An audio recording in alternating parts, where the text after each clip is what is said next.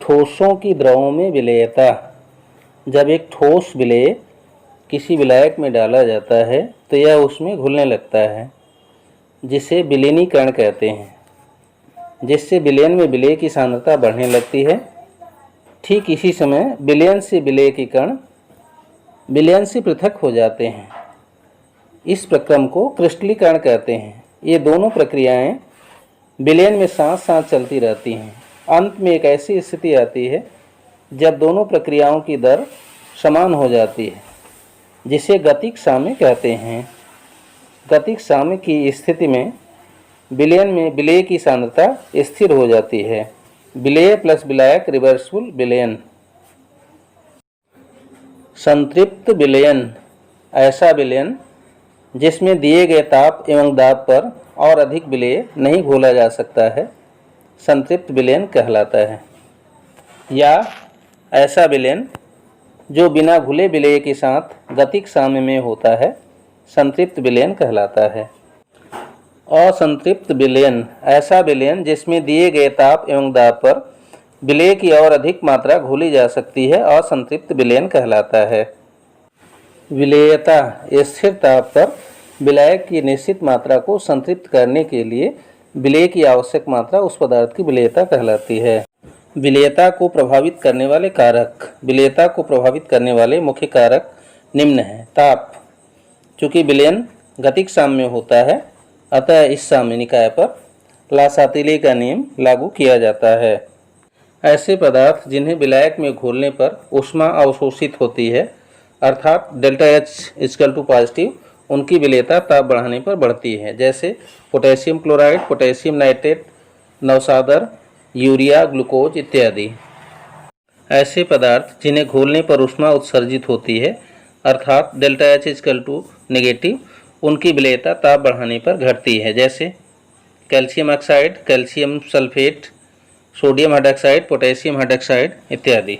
दाब का प्रभाव। ठोसों की द्रवों में विलेयता पर दाब परिवर्तन का कोई सार्थक प्रभाव नहीं पड़ता है, क्योंकि ठोस तथा द्रव अत्यधिक असंपीड्य होते हैं। विलेय तथा विलायक की प्रकृति। किसी विलायक में वे पदार्थ विलेय होते हैं जिनकी प्रकृति विलायक जैसी होती है, अर्थात आयनिक तथा ध्रुवीय पदार्थ ध्रुवीय विलायकों में तथा अध्रुवीय पदार्थ अध्रुवीय विलायकों में विलेय होते हैं।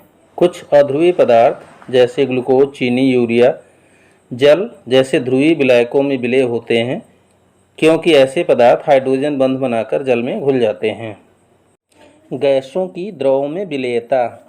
ठोस की तरह गैस जब द्रव में घुलती है तो उसके मध्य गतिक साम्य होता है, जिस पर ला-सातिले का नियम लागू किया जा सकता है। गैस प्लस द्रव रिवर्सिबल विलयन। गैसों की विलेयता को प्रभावित करने वाले प्रमुख कारक। पहला, ताप का प्रभाव। गैसों की द्रव में विलेयता एक ऊष्माक्षेपी प्रक्रम है, अतः ला-सातिले नियम के अनुसार गैसों की द्रव में विलेयता ताप बढ़ाने से घटती है। फॉर एग्जाम्पल, जल को गर्म करने से उसमें घुली हुई वायु बुलबुलों के रूप में बाहर निकलने लगती है, अर्थात वायु की विलेयता ताप बढ़ाने पर घटती है।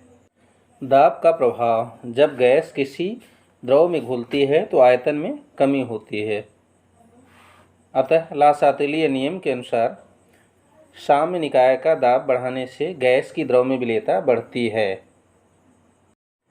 हेनरी का नियम। गैसों की द्रव में विलेयता पर दाब के प्रभाव की व्याख्या करने के लिए विलियम हेनरी ने 1805 ईस्वी में एक नियम दिया, जिसे हेनरी का नियम कहते हैं। इस नियम के अनुसार स्थिर ताप पर किसी गैस की द्रव में विलेयता द्रव की सतह पर पड़ने वाले गैस के आंशिक दाब के समानुपाती होती है। यदि गैस की विलेयता को मोल अंश के रूप में व्यक्त किया जाए तो किसी गैस का आंशिक दाब P उस विलयन में गैस के मोल अंश X के समानुपाती होता है, अर्थात P ∝ X या P = KH × X, जहाँ KH एक स्थिरांक है जिसे हेनरी स्थिरांक कहते हैं। यदि गैस के आंशिक दाब तथा विलयन में गैस के मोल अंश के मध्य ग्राफ खींचा जाए तो एक सरल रेखा प्राप्त होती है, जिसकी ढाल हेनरी स्थिरांक KH को व्यक्त करता है। नेक्स्ट, समान ताप पर विभिन्न गैसों के लिए KH का मान भिन्न भिन्न होता है, जिससे निष्कर्ष निकलता है कि KH का मान गैस की प्रकृति पर निर्भर करता है। हेनरी समीकरण से स्पष्ट है कि दिए गए दाब पर KH का मान जितना अधिक होगा X का मान अर्थात गैस की विलेयता उतनी ही कम होगी। टेबल से स्पष्ट है कि ताप बढ़ाने पर नाइट्रोजन तथा ऑक्सीजन के लिए KH का मान बढ़ता है, जिसके कारण इनकी विलेयता जल में घटती है। यही कारण है कि जलीय जंतु गर्म जल की तुलना में ठंडे जल में रहना अधिक पसंद करते हैं। हेनरी नियम के प्रमुख अनुप्रयोग निम्न हैं।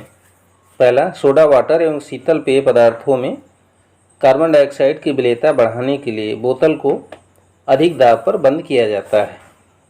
दूसरा, गहरे समुद्र में गोताखोरों को अधिक दाब पर गैसों की अधिक घुलनशीलता का सामना करना पड़ता है। जब गोताखोर सतह की ओर आते हैं तो कम दाब के कारण घुली हुई गैसें बाहर निकलने लगती हैं, जिससे रुधिर में नाइट्रोजन के बुलबुले बन जाते हैं, जो कोशिकाओं में अवरोध उत्पन्न करते हैं, जिससे एक बीमारी उत्पन्न हो जाती है जिसे बेंट्स कहते हैं। इससे बचने के लिए ऑक्सीजन के सिलेंडरों में हीलियम मिलाकर तनु की गई वायु भरी जाती है। गोताखोरों के सिलेंडर में हीलियम 11.7%, नाइट्रोजन 56.2% तथा ऑक्सीजन 32.1% होती है। तीसरा, अधिक ऊंचाई वाले स्थानों में ऑक्सीजन का आंशिक दाब कम होने के कारण पर्वतारोही के रुधिर एवं ऊतकों में ऑक्सीजन की सांद्रता कम हो जाती है, जिससे उनमें सोचने की क्षमता कम हो जाती है। ऐसी अवस्था को एनाक्सिया कहते हैं।